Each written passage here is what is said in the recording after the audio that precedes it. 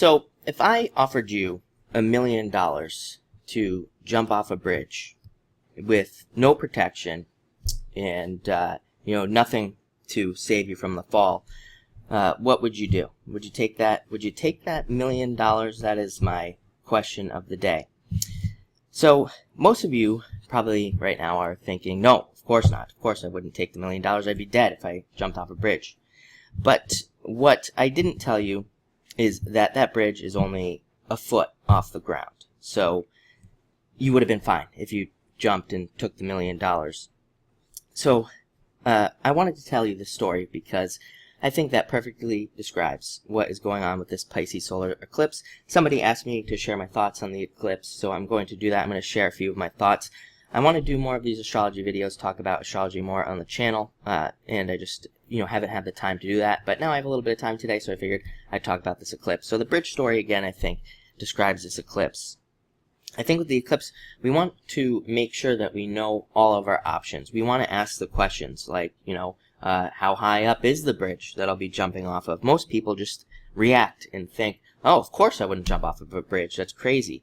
But I think this eclipse is going to bring crazy thoughts, maybe innovative ideas, and new directions that might seem kind of nuts at first, but maybe they really aren't. Maybe these new directions really are kind of much more simple than we are making them out to be. So that is what I would encourage you to do with this eclipse, is to ask all of the questions. Make sure to kind of flesh out all of the options before you react in anything with this eclipse. Relationships, money, business, it really doesn't matter. And don't just jump to conclusions either with this eclipse. I think that's going to be very dangerous as well.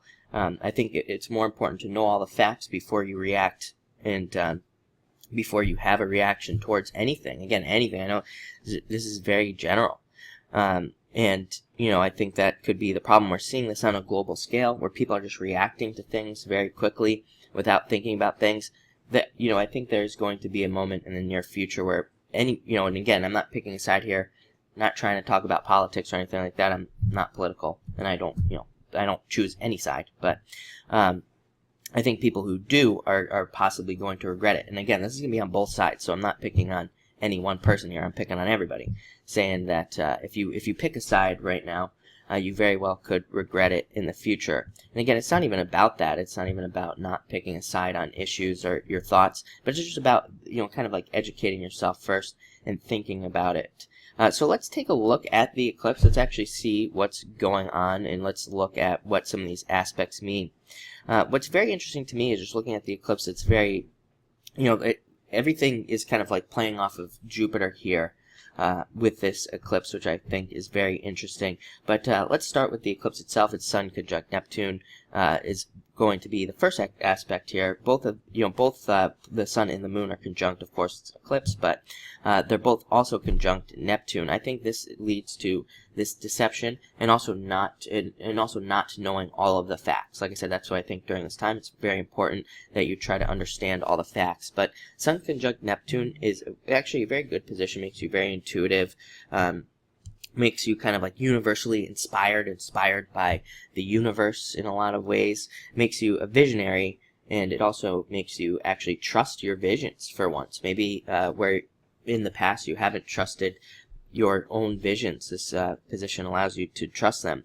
The other thing I find interesting is that this eclipse is happening in the first part of Pisces here, Decan 1 basically of Pisces.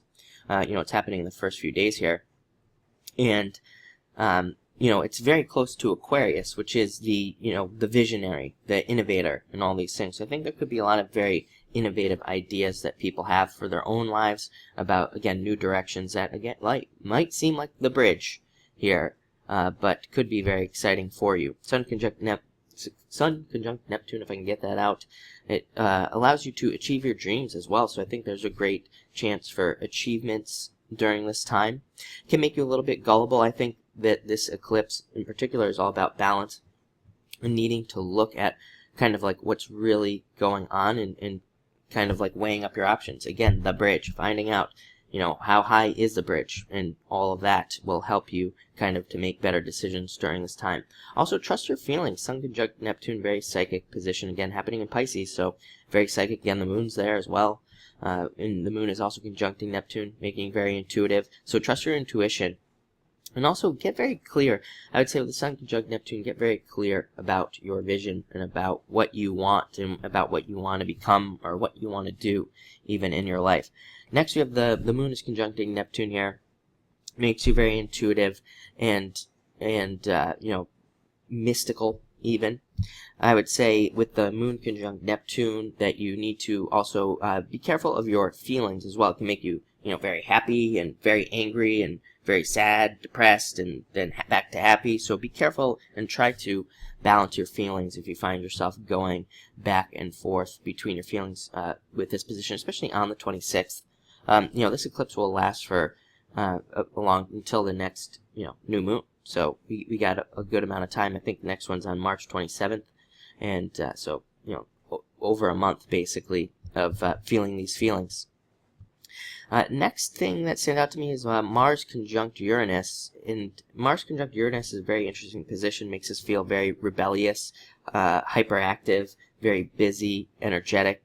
But it can also make us overreact and have like too much of a temper. So I think we need to be careful of that. And again, that's why I use the bridge analogy. Whenever I'm looking at astrology, as most of you know, I like to do these short videos.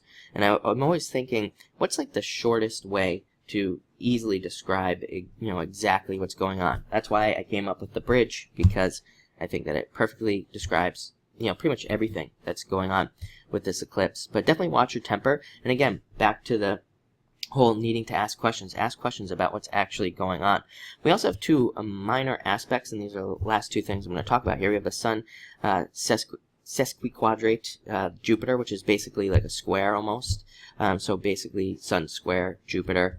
And this is the struggle with self-control and also thinking, and also almost like lying to yourself can be a position of thinking that things are better or worse than they actually are. So you could be on either side. Like I said, the bridge, you didn't know that it was only a foot off the ground. Maybe you thought that was really high off the ground. So you're thinking it's worse than it actually is. So make sure to ask all the questions with this position, even if you look up some of the meanings like online about Sun sesquiquadrate Jupiter. It's about asking questions and about not procrastinating and having a lot of self-control with what you're doing. We also have the Moon sesquiquadrate to the sesquiquadrate Jupiter. And this also, again, makes us not sure what to do. It makes us question ourselves. And it makes us need to place our own feelings first, basically. I think with this position here, Moon square Jupiter, more or less, it makes us feel like we need to take care of everybody else. Moon is the mother, and it makes us feel like we want to help other people. But maybe we really need to be helping ourselves at this time. And I think it's also important with this position to learn both sides of an issue and to learn about what's going on in your world, in your own world, with everything. So business, again, spirituality, relationships.